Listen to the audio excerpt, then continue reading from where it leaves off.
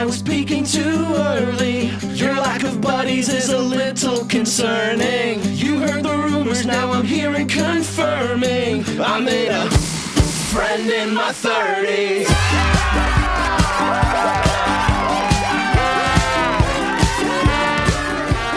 Oh, welcome back to Jam Mechanics. This is the only podcast.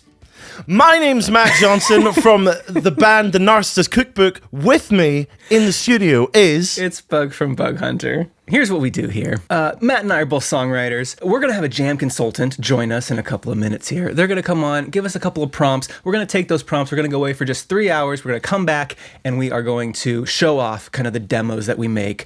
Right now, we have nothing. We have nothing prepared, nothing in our heads, and in about 3 hours, or for y'all, maybe about 15 minutes, we're going to have a couple of demos to show off, just to kind of show off our writing process. We have made the ingenious move of circumnavigating the problem of... how do you write when there's no one there to give you a little round of applause afterwards? You know, usually when you're listening to Jam Mechanics, you're listening to the sound of me having just woken up and gotten out of bed and walked to my studio, which is in my living room. Today, I got up at the, frankly, ungodly hour. 10 a.m. on a Saturday. 10 a.m. on the most beautiful day of the year. I got up, I went and picked up my partner. We went for a walk through the forest. We saw some dogs. We played some music. I have a sunburn. Let me tell you, Bug, it was disgusting out there today. It was disgusting. Easily... 65 degrees. I don't know what that joke means, but it's probably the joke I would have made, yeah. I'll put my jokes in Celsius from now on. Yeah, I feel full of experience today. I feel like I have lived. I got some content to put into my art, is what I'm saying. Before we get to our jam consultant who's coming in here in a second, we got a little segment on this show that we like to do called Gotta Get to Know Each Other. Yeah, okay, I got a question for you. This is a question from M. The question of this is, on a scale of cowboys to vampires, where would you both put yourselves? This is not a false dichotomy. In fact, a truer dichotomy has never existed. Well, let's dig into that, the premise. Okay. Why are those two the ends of this particular spectrum? When was the last time you saw a vampire and a cowboy in the same room that wasn't on Halloween? Vampires, obviously their favorite time of day, midnight. Cowboys, famously favorite time of day, high noon. That's why they're always having their meetings. That's true. The most daytime you can have. Here's the things I don't do. I don't lasso things. I don't spend any time around cows. I don't wear boots. I do wear a hat, not a cowboy hat. Though I did have a phase when I was in high school where I did have a cowboy hat. Everything I learn about the person that you were in high school is just an absolute treat. It's just another chocolate in a big old box of chocolates. When I moved from California to Arkansas, between my sophomore and junior year of high school, for some reason I got in my head that I really wanted a cowboy hat. I don't know why. And I remember one time... we know why. You wanted a cowboy hat because you're like, I'm going to look fucking sick. Yeah, I'm going to walk in and everyone's going to be all like, who is that guy? I wanted an affectation and I got it. How big a cowboy hat we talking? Standard size. This was not an egregious cowboy hat. Imagine a normal cowboy hat. It was that. It had the little button on the side that you could put up one of the little side brim things. What, in case you needed to aim your hunting rifle? Yes. And I even took some of my, do people in Scotland, do you have the concept of senior pictures where you kind of like, when you're a senior in high school, you kind of do like a photo shoot? Not really. I mean, we're aware of it, but not really. Yeah. The cowboy hat made an appearance in some of my senior pictures. So there are some very high quality JPEGs of me with my arms folded against like a brick wall wearing a cowboy hat. Oh my God, that's so much better and worse than anything I was picturing in my mind. You got, for the sake of the fans, you gotta stop talking about photographs that exist that you will never post in the Discord, okay? Okay, because I've done it twice now. I will try and find the cowboy hat pictures and open myself up to public ridicule. 2 weeks ago, you were just talking about how much you are going to be a hat guy now. 100% hats, 100% of the time. There's no reason that you can't return to Cowboy Hat Man. But yeah, you're waking up at 8 a.m. every morning. By high noon, you're ready to kill a man. You know, like... If someone said meet me at high noon, I'm like, could we make it 6 p.m.? Maybe on this particular spectrum, I'm full cowboy. I'm gonna go full cowboy. Leaning against a wall, spitting like chin up. Arms folded. Oh, so good. Yeah. I got a question for you. Okay, hit me. If you wrote a musical, this is from Paul. If you wrote a musical, what would it be about? I already kind of wrote a musical by accident. No, sort of by accident, sort of on purpose. Oops. Oh no, I tripped and fell and wrote a Tony Award-winning musical. I wrote Him. Him was originally supposed to be a stage show. It was supposed to be like a one-person stage show. And my idea was like, can you write a musical that only has one song in it? Like, and the idea is that the song keeps getting rewritten as someone processes their grief, processes their emotions, and through their character arc. And I realized that I know nothing about stagecraft. It ended up turning into the album Him, which is a weird piece of art, and I'm very pleased with it. But yeah, there's still some talk of it being turned into a stage show, but not by me. Like, I handed it over to a friend of mine who actually knows what they're doing. If Lin-Manuel Miranda is listening to this podcast, hello at jammechanics.com. Here's something I don't understand. This is how out of touch I am. When did people start hating Lin-Manuel Miranda? They really do. And so I just heard about this. People don't like Lin-Manuel Miranda anymore. You know what I think it is? I honestly think, because people are saying, oh, it's because of the sort of awkward politics around Hamilton. I don't think it is. I think it's internalized nerd self-loathing. I think nerds are just like, oh, he really is just a fucking dork. Oh, we hate this guy now. Like, fuck off. Like, that guy can write. Yeah. Okay? Like, Yeah. where do people get off at, like, making, I don't know. The problem with Lin-Manuel Miranda is that he was so good that people started to kind of imitate that style, and they also started to parody that style, and then the originals sounded like the parodies, and then all of a sudden you have this like loop of like, oh, this isn't good, because a lot of the content that sprang from how good it was isn't very good. It's a very unique style, very easy to. It's like the Christopher Walken of musical impressions, right? Everybody can do one, right? It's a low-hanging fruit impression to do, and I think it has kind of come full circle to kind of bite. Yeah. Speaking of musicals, our jam consultant today kind of specializes in very theatrical kind of pop. We got a little gentleman named Spence Hood coming in here today. You know what? I'm gonna let the man himself describe it to you. Spence, what would you say your genre is? Oh, good question. Changes by the hour. I would say it is safe to say theatrical pop. That is my genre. To give the listeners a little backstory on just like your whole world. What's your story? Where did you come from? Tell us about some of your music. I would say I've been doing this for about 5 to 6 years now, full-time music. And I moved out to Seattle with a guitar and a dream and absolutely no idea how to be a musician back in 2019. And that's where I met Bug, and I met a billion other friends of ours. And I just kind of tried to bulldoze my way into figuring out how music works and whether you need a father who owns a label to make it work for you, which turns out maybe no, which is great. Yeah. And luckily your mother owned a label. Oh, it was so nice that my mom had one. Can you imagine? Golly. I remember us meeting at Jesse Galloway's birthday party several years ago, and I remember you being very fascinated with my spreadsheet-based approach to writing songs. Yes. That's the only rational response to hearing about the spreadsheet approach to songwriting. Truly, I remember looking at you and thinking, like, this is an alien. I've heard of songwriters out here that do this, but I've never met one or shaken their hand. Well, Spence, do you want to do a little icebreaker question with us? I think this ice needs breaking. Yes. Okay. Let's do it. We actually asked each other this a second ago. This question is from Paul. If you wrote a musical, what would it be about?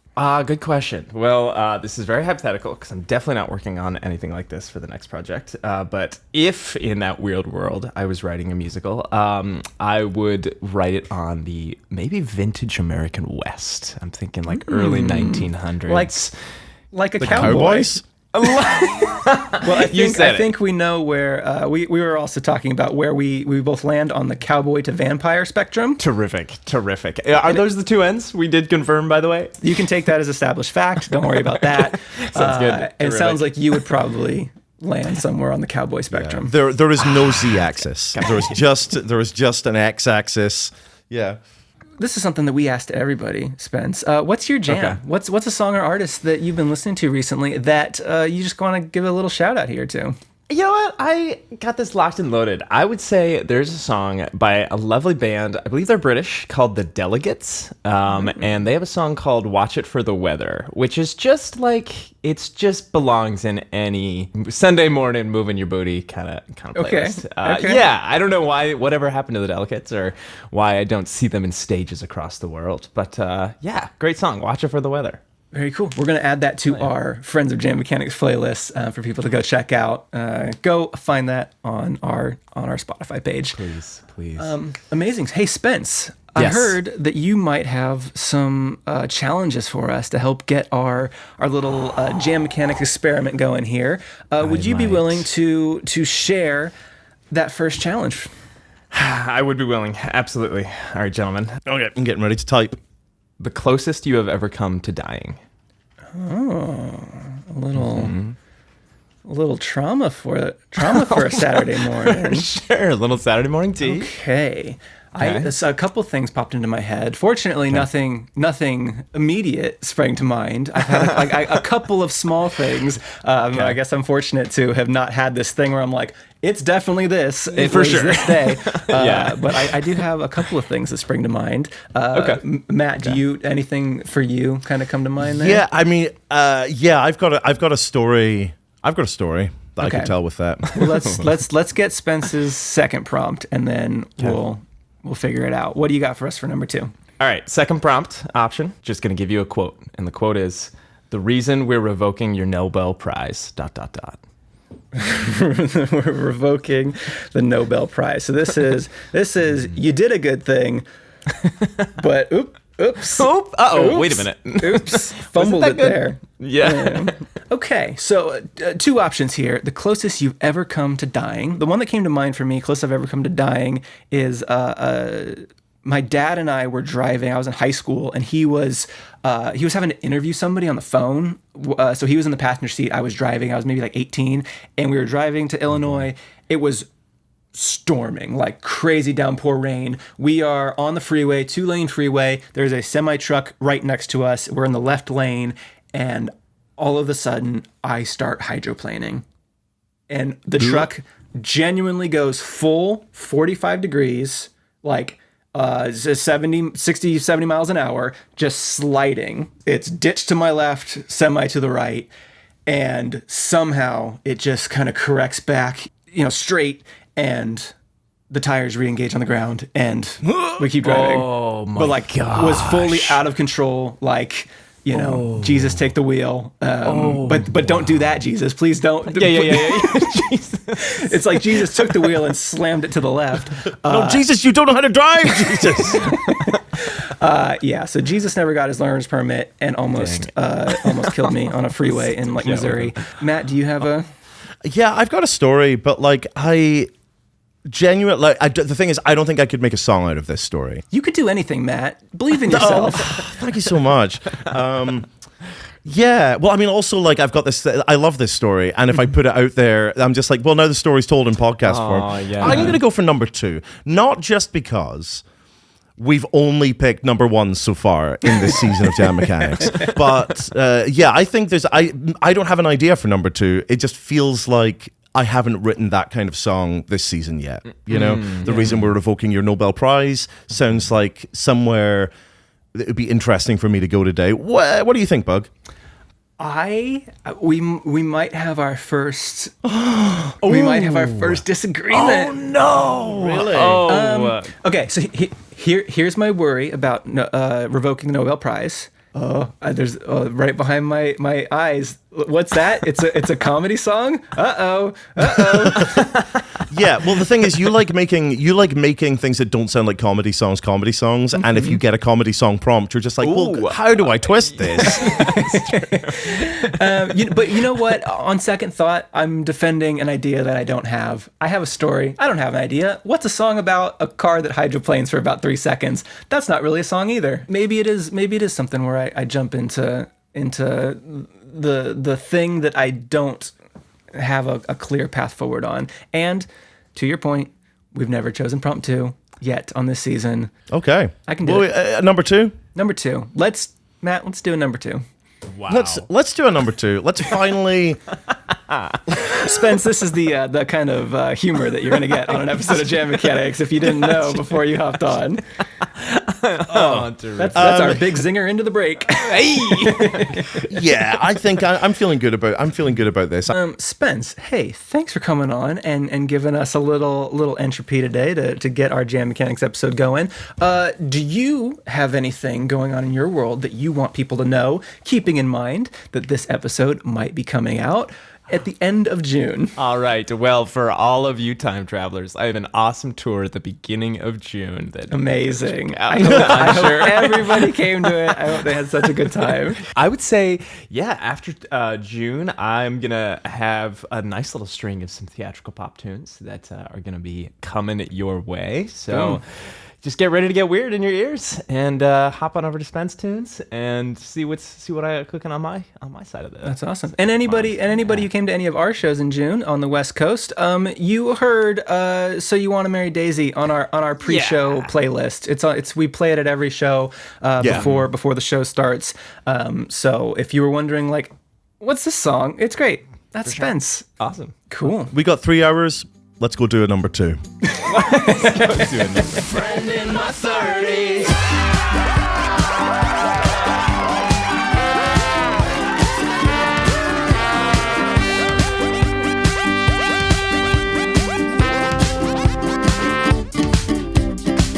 And we are back from the break. Welcome back to Jam Mechanics. This is Bug. We got Matt here. Matt, how was your Jam Mechanics?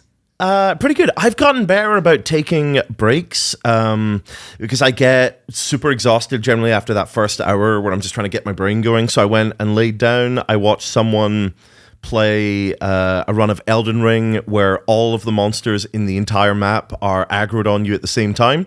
Oh. So he was fighting. That's why it was so quick. It was yeah. I went and lied down for like 25 minutes and came back and the whole thing came together. Yeah, I'm feeling pretty good about this one. What about you? Yeah, I feel pretty good too. This may have been the most fun that I've had doing a Jam Mechanics song.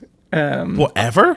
I was having a very fun time making this song and thinking of things. I was like in a very creative kind of like, this is ridiculous, but I had a lot of fun.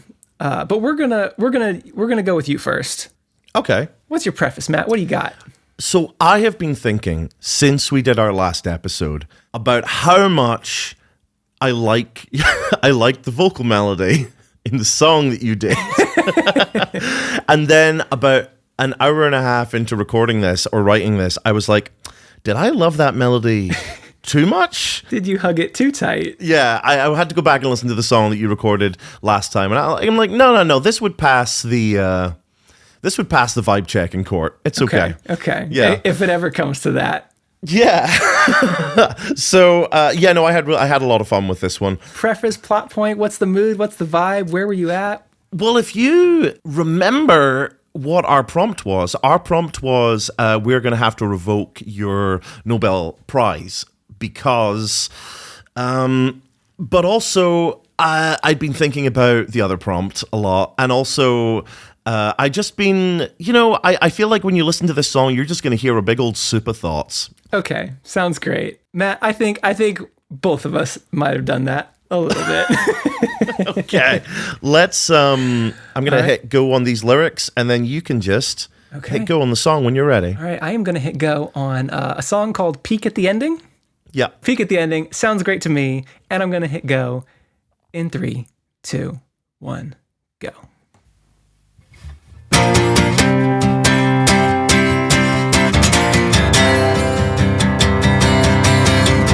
So listen, we've been talking, this machine that you've been building's got a problem that we couldn't foresee.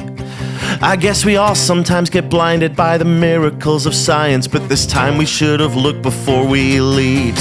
And we're not saying you're not gifted or that you didn't deserve it, this award that's sitting on your desk. But it's bad for the brand to be attached to the man who found a way to predict everyone's death. What do you mean I'll hydroplane on the highway, skid and careen into a Toyota Camry? Why would you say that when I'm trying to help you? That's pretty fucked up, man, I don't know what to tell you. Would you wanna know how you're gonna go.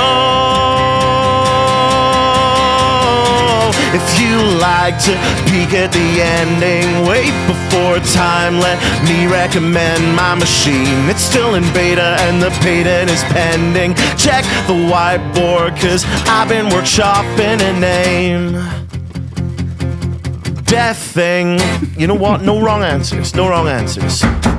Hello, sir, are you the creator of the thingamabob that everybody's talking about?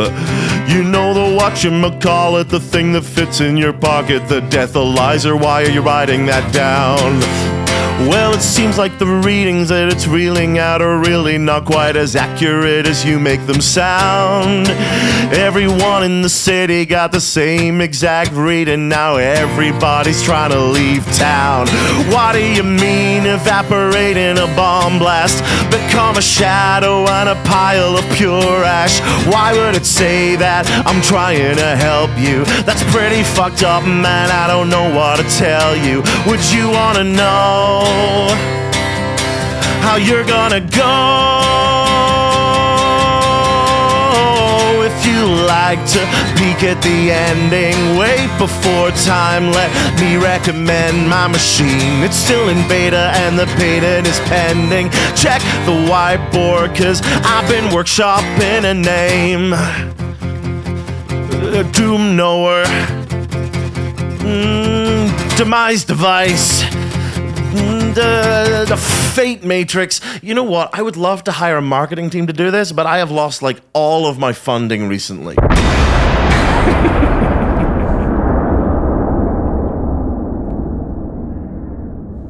It's not a season of Jam Mechanics without ending a song on a nuclear bomb going off. You know what? It's, you know, if that's going to become a stereotype that I'm known for, it's just like, I don't know how to end this song. I'm just going to end with an explosion. No, it's good. But it's great when a song feels like it needs a third verse, but I'm like, the narrative demands that it does not have a third verse. You deserved to take that third verse off because you set it up. You put in the work. You were allowed to do it. It wasn't out of nowhere. No, this is very fun. I want to talk about the lyrics of this. I love that you put my little hydroplane story in there. That was very good. I like that a lot. I feel like I made it. I feel like I got like a cameo in that song, which is very cool. I loved the kind of the running format of naming the device. I think that was very clever. I liked how you put it in the kind of intro to the second verse, but then you also kind of then alluded back to it immediately with the, you know, the whatchamacallit, the thing that fits in your pocket, the deathalizer, why you're writing that down. Just very good. It's a very like scene setting. What are your thoughts on it? My thoughts were this was really fun. The bit about the creator of this machine being so focused on what it's going to be called, I have no idea where that bit came from. But it made me laugh in the same way as I'm God, you're not, that sucks for you. I'm like, God damn it. Okay, well, if it makes me laugh, it needs to go in. That's the rule. Yeah, this feels like a spiritual sequel to that one. And just kind of maybe it's just the vibe. Maybe just kind of like it's got these kind of like... Well, the chorus has got that same kind of galloping down. Yeah. The verses are very expository in a way that Accident was also, you know, and then kind of hitting the chorus. Plus it ends with an explosion. Yep. The car crash, the nuclear bomb. One day I'm going to be able to have my own little EP of songs that end with explosions. So yeah, no, I had a blast with this. So that's my song. Let's hear your song. You want to hear my song? I want to hear your song. In the same way that you took something we talked about in the intro, I also did not let the prompt be the only thing that found its way into my song. Okay. And by found its way into my song, I mean entirely set the premise of my song. So it's in here. What's a prompt at the end of the day? And one thing I did with this song was the first thing I normally do when we hang up the call in the first half is I grab either my ukulele off the wall, I grab my guitar off the wall, and I'll start just kind of like strumming on something. And I was like, you know what? I'm gonna attack this one differently. I'm gonna open up Logic, and I didn't pull down an instrument at all for any of this. I used purely loops. I just found loops that I liked, and I just like pre-existing loops. like pre-existing loops, and I put them together. And I Googled, can you use loops for songs? And it's like not copyright. And the answer is like, yeah, it's totally fine. You know what? I was listening today to a little video essay about Gautier. You remember the somebody that I used to know, and I didn't realize that his thing was just all sampling. Like he was like his thing was like, if I need to pick up an instrument at any point, I've screwed up. And like so that song and everything he put out is like 90% samples that he's taken from other songs. I think it's pretty cool. I'm the Gautier of jam mechanics for this particular episode. I just wanted to mix it up. I wanted to have a different sound for this one. I am drooling with anticipation. Amazing. Wish I'd found a better word, but that's what I've said now. It's good. It's a good one. My song is called Dynamite. Okay, I'm ready to light up this club. On a 1, 2, 3, go. Oh shit. There's gold in them there hills, get your shovels and dig. We're sitting on a jackpot, that'll make us all rich. If we just stick to our lot and never give up our spot, we can give our kids lives, not a one of us got. Pack it once, check it twice, pack it in, pack it tight. Light the fuse, time to move, hit the boom. But boys, we got company. They only come out at night, leave no trace on the dead, but a couple of bites. There's no telling where they come from or got here or why. And now they're swarming the hills, but they were never invited. And our minds are getting drained while we sleep in our tents. If we send out a scout, we never see him again. They won't duel us at noon or try to fight us like men, but they don't like the sun, so we'll bring it to them.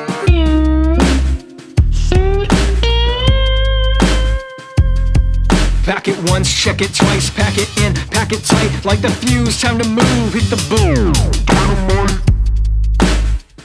Well, I'll be damned, looks like we found a weak spot, guys. I guess their fangs don't work when their brains get fried. I might have guessed that fact, now they're the ones surprised as we scatter the bats before the sun can rise.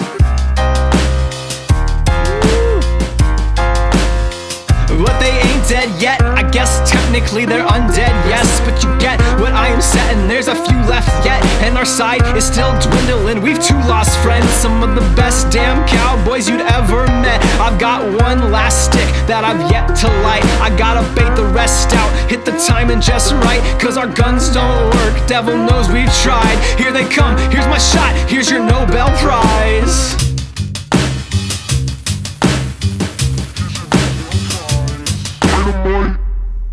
Oh, I think we just got Lin-Manuel Miranda'd. Yeah, we got a little Cowboys versus Vampires anthem on our hands. Wait. I was going to say, yeah, here they come. Here's my shot. Here's your Nobel Prize. Bit anachronistic. I don't give a shit. That song bangs. That was so good. I love it. Thank you. Your songwriting is like, you're really pushing yourself creatively on this season and just a lot in the last few months. And I think that's awesome. I had a lot of fun with this. This was when I kind of had like the, I wanted, so obviously, what's his name? Nobel invented dynamite. And so I was like, oh, fuck you. Got him. That was the connection there. And so as soon as I had dynamite and I had that little guitar, that slide guitar sample that I found at the beginning, as soon as I had that, I was like, okay.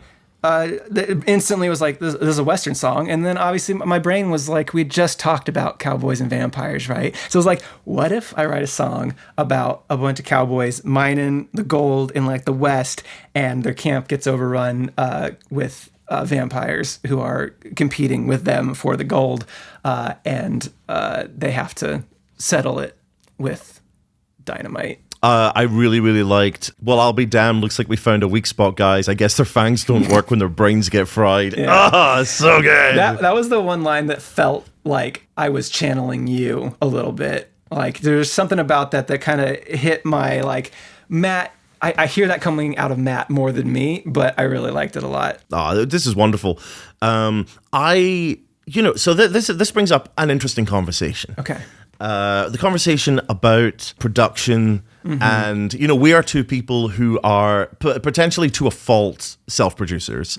It's like if someone else wants to come in and get their sticky mitts all over my production work, they're going to have to break into my house and kill me and get the password to my computer. And that is, for me, that is coming from a place of finding it difficult to work in that workflow with another human being, to explain what I mean, to trust somebody else, to trust my instincts. So like, I don't trust you to trust my instincts. Right. Yeah, I mean, the only time that I've ever handed over the reins of anything that I've released was Artist for Amateurs. Oh yeah, that's true, yeah. It's the only song that I've ever not like taken from idea to complete song, kind of on my own. I've had people mix things in the past. The rough draft I had mixed at a studio and mastered at a studio. And Artist for Amateurs is the only thing where I was like, hey, here's my song. You open up your DAW, which is a digital audio workstation for anybody who doesn't know. It's like something like Logic or Reaper or Cubase or whatever software people use to make music. You open a fresh DAW and you arrange it, figure out what the instruments are, get the beat down. And I walked away from that loving it. I loved not having to do all those steps. And obviously you did a very good job with that song. And you made it into something cooler than I was going to make it into. So there was that bit of it where I was like, maybe I don't have to do everything myself all the time. Even if it didn't end up sounding like the thing that I had heard in my head when I wrote the song. It was cooler. It was better. It was like bigger than the sum of its parts. So I loved that. Another part of the anxiety about getting other people in to do production work. I'm going to, as a musician, probably go through periods where I have a fair bit of disposable income. And I'm going to go through periods where I don't have a fair bit of disposable income. And if I invest in like a producer and a professional recording studio for one album when I have money, people are going to come to expect that. And I'm trying to think of the long game here. I want to be making things that sound and feel consistent no matter where I'm at in my career. And I don't want to have my albums be like home album, and then like AAA studio album, and then like home album. I'd rather it just all kind of sound like it's coming from the same place. Yeah. So here's what I found just in my own kind of career. I have 4 albums. If you look at my top 5 songs right now, I believe it's Disco in the Panic Room was in a studio, Dear McCracken in my closet, Be Glad I Love You in my closet, Too Bad. Be Glad I Love You in my closet. Sounds weird Perfect. when I say Be Glad I Love You in my closet. Too Bad, Too Bath, and a Ghost in my closet. And I think Making Up Words might be the other one. Making Up Words in my closet. Yeah, these are all... That is actually how I did all of my albums before the rough draft. So, it's not like you can't be successful unless you go to a studio and record these things. If you're looking at, Matt and mine's music, most of my music, and I think all of your music, has just been recorded in our home studios. And I haven't seen an appreciable difference in like the boost or popularity that things get because they were done more professionally, quote unquote. And obviously everything we do here on Jam Mechanics, while demos are just kind of proof of concepts of what you can get done in a home studio in 3 hours or less. Yeah. Good job, us. Yeah, no such thing as a bad episode of Jam Mechanics. No, I feel really good about this one. I think we both had a lot of fun with these. I think it's one of the times that we both got silly at the same time. I think we have, just by kind of coincidence, happenstance, whatever it is, when one of us, bobs, the other one weaves, and like, you'll do something kind of more dramatic, I'll do something silly. And this one, I think we both were just like, hey, it's time to write a fun song today. Exactly. And this is the last episode we record before we go on tour. If you're listening to this on release day, you missed the West Coast tour, or you came to the West Coast tour. I'm glad to have you there. We still have some more shows coming up. It's not a Jam Mechanics tour, but it is a Bug Hunter and the Narcissist Cookbook tour. So both of us are going to be taking our original music on the road as a co-headlining act, upcoming still in August and September. We're going to be in cities like Chicago, Dallas, Orlando, Boston, DC, Nashville. If you're kind of anywhere within the bounds of those cities, definitely check the dates at www.bughunterbug.com. We would love to see you at a show. Other than that, if you want to give us any feedback on these songs or this episode, you can email us at hello@jammechanics.com, or individually, if you want to talk shit behind the other one's back, we got bug@jammechanics.com or tnc@jammechanics.com. Thank you for all of the mean emails about me that you've been sending to me. You've got it wrong. You have to send the mean emails about me to Bug, and the mean emails about Bug to me. Yes. This feels targeted. But if you want to talk shit to both of our faces, we have a Discord. You can join that. The Discord link should be in the description, and you can get in there. We do a live listen along to all the episodes when they drop, at the moment they drop on Monday mornings. So if you want to come along and just like be with us as we premiere new episodes, you can come do that. That's it. But you gotta play us out. You gotta uninvite those vampires with the power of music. If you want to know how to write a song, I'll show you how, boy. Just do it just like this. Write a song about vampires and a cowboy. There we go. Yeah. Good night, everybody. I just thought of that. They always told me I was speaking too early. Your lack of buddies is a little concerning. You heard the rumors, now I'm hearing confirming. I made a friend in my 30s.